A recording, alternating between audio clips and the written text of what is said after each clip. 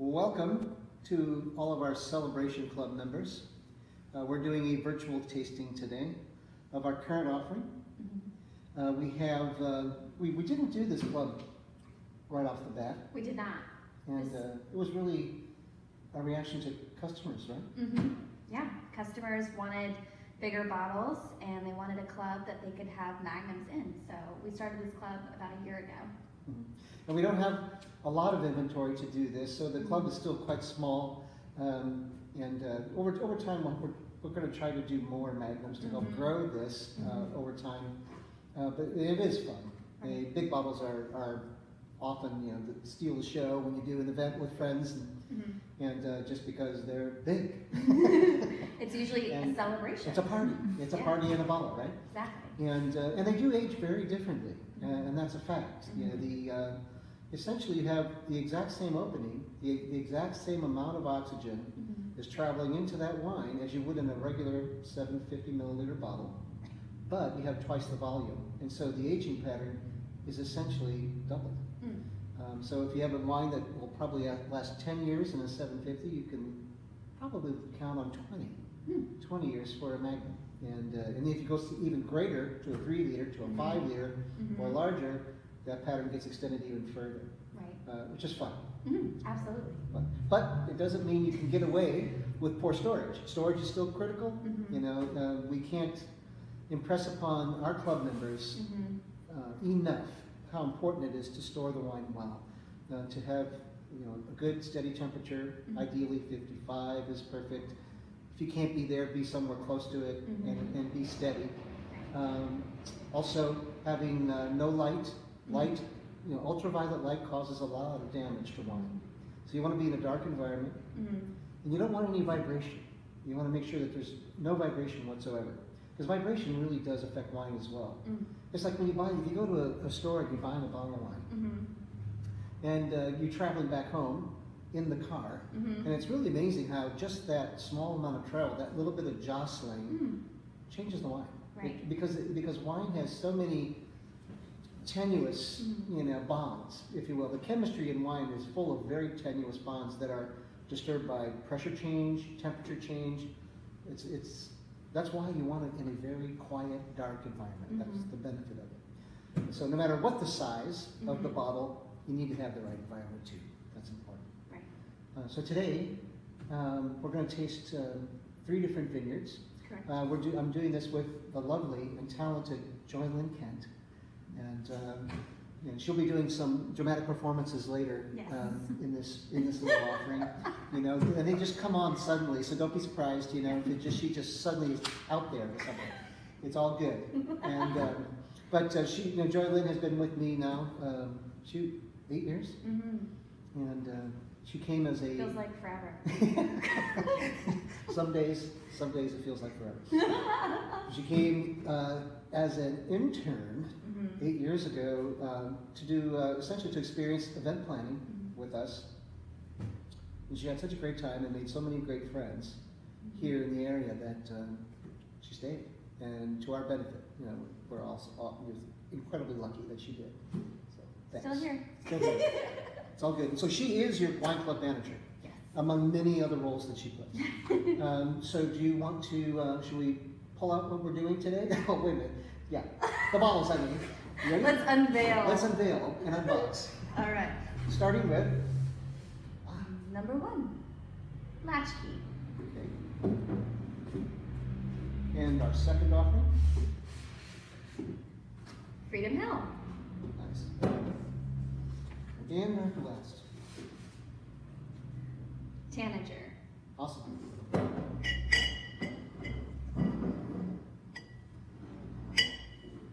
So Joylin's super disappointed, but we are going to taste out of 750s today. I didn't want to waste an entire Magnum. She was good with the Magnum, let me tell you that. But we're going to go ahead and taste out of the 750s, however, and she has those already opened for you all. Yeah.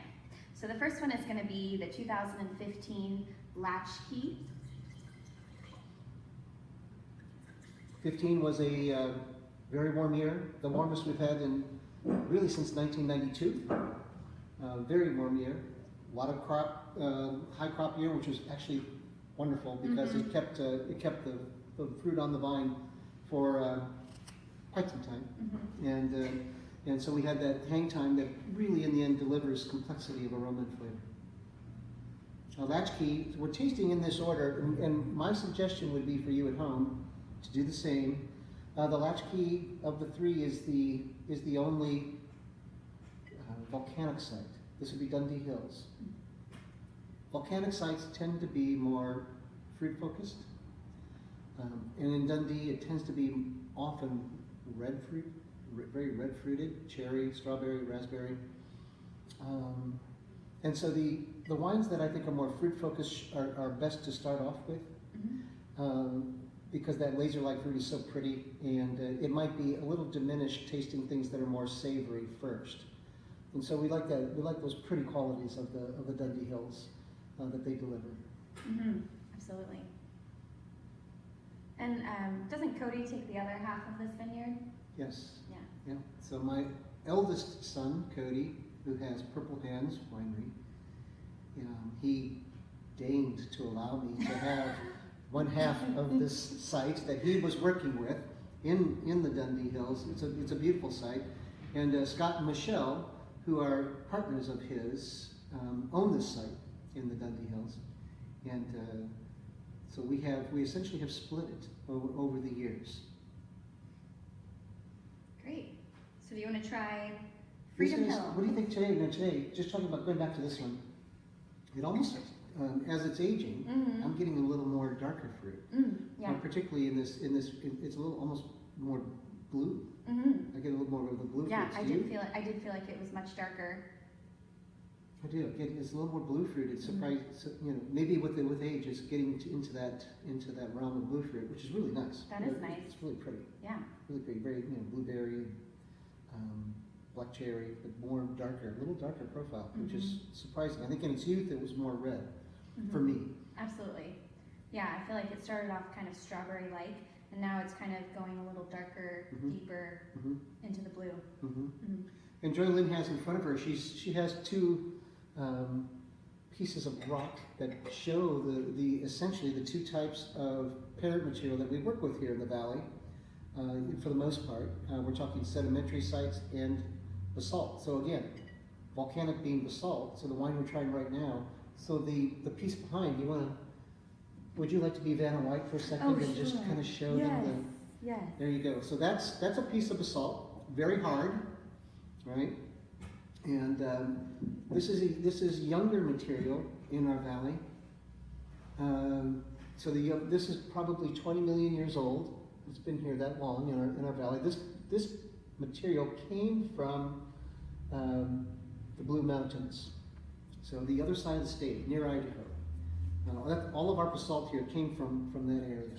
Whereas the marine sediment, this is sandstone and siltstone. This is sandstone. It has more of that ochre, yellowish color, and it's ancient seabed that was placed here through plate activity. It was here first, before the basalt. And so it's underneath. Any areas that have basalt, you'll find this below it.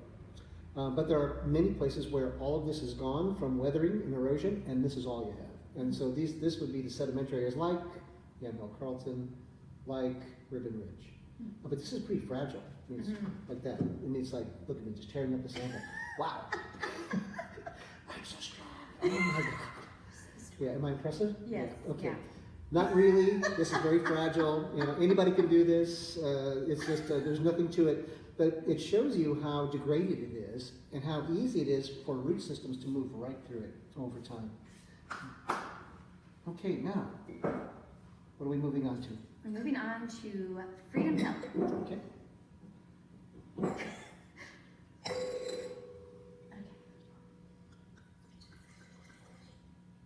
And again, this is the 2015 vintage. Thank you.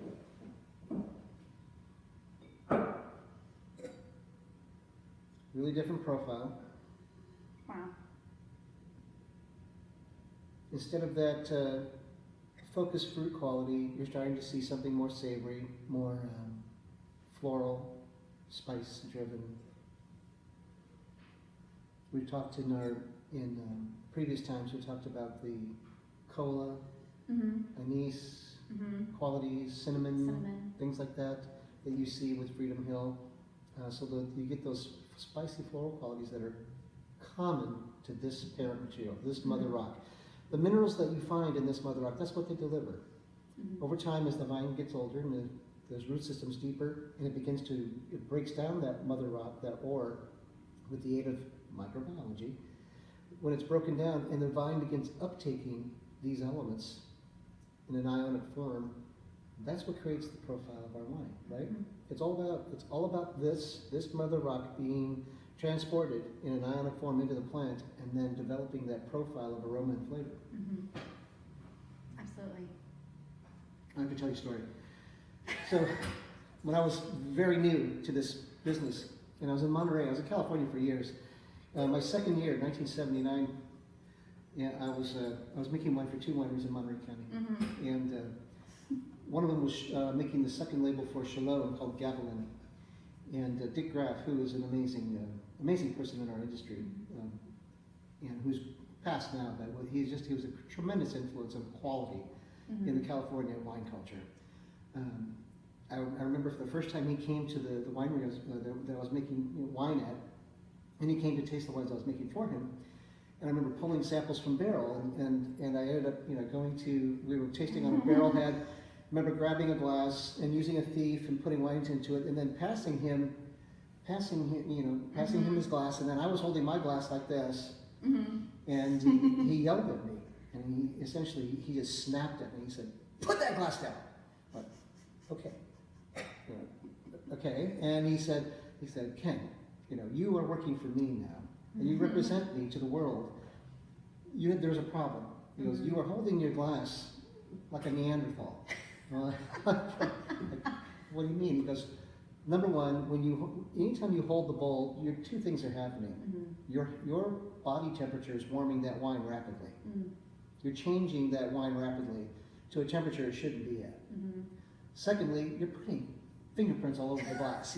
Could you just stop? And then I was like, fine, okay, I've never done it. I've never done it since. So, anytime, just so you know, in the professional world of wine, people don't grab the bowl, or they're going to get yelled at, so, and not wanting to get yelled at, we don't do that. Right. So we pass the glass like so, from here, from foot to foot, or from stem to stem, whatever, that's how we do it. Anyhow, sorry. We also stir the glass I just together, never too. forgot that lesson, it was like, but he was a great guy. I learned a great deal from him. Okay. All right, so Third the last one. So we are on to Tanager. 2015 vintage. These are all from the 2015 vintage. Thank you. Yeah. Now, Tanager is in the Yamhill Carlton AVA, and this is an AVA, an American viticultural area that I authored many years ago. So I wrote the federal petition for this region, which again is marine sediments, like you're seeing here. And in this case, at the Tanager location, you're talking mostly Willackenzie, some Wellsdale, and these are what you would call soil series. You don't just say soil. The soil is not important in the end to us. What's important to us is the mother rock below soil. And so we describe things as soil series, both soil and parent material, both. That describes the entire profile, which is what we do care about, because our vines are crazy deep. We're 25, 30 feet deep. And even though we are pouring out of the 750s, typically on the 750 glass, there's the embossing of Yamhill Carlton, versus on the Magnum, it does not have that. Yeah, no, thank you. That's one of the very few AVAs in the country. I think we might be the only one that has its own mold, its own bottle mold. That's cool. Yeah. Really rich, lifted aromatics. Yeah, I see why you preferred to taste this one last. It is darker. It tends to be darker, a little darker, a little denser, a little more structured, I think. You agree? Absolutely. And this is a younger vineyard compared to Freedom Hill. My sister-in-law Susie and her husband Art own this property. The vineyard is tiny, 6.5 acres, and we have a 35-year lease, and so it's a marriage. It's a marriage. Thank you very much. Yeah, actually, it's longer than many marriages, but it is a marriage indeed. And when you go into an agreement like that, you have to have a tremendous amount of trust, which we do, and between each other. It's important. But yeah, no, we love this site. This is again in Yamhill, Carlton. It's due west facing. It's at about 300 feet, 325, 300. It has a stunning view of the Coast Range. It's right in your face when you're in this site. And just a gorgeous sunsets every day in the summer. So, wonderful. You want to tell them about? Absolutely. So, we are offering curbside pickup here in our tasting room. So we just launched our wine club as of yesterday. So anybody in the Portland metro area, if you want us to come out and deliver, our sales team will contact you about delivery, or even Ken himself will come and deliver to you. We are also offering 25% off case purchases for any club members. So yeah, normally we don't offer 25, it's about 20, so it's kind of a steeper discount for you to get more wine. And we are also doing virtual tasting. So if you loved the tasting with us, then book a tasting, and then we'll see you more.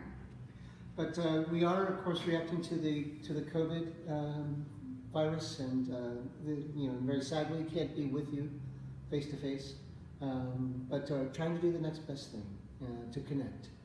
And so thank you all for supporting us, for supporting Joylin, and look forward to seeing you when we're through all this.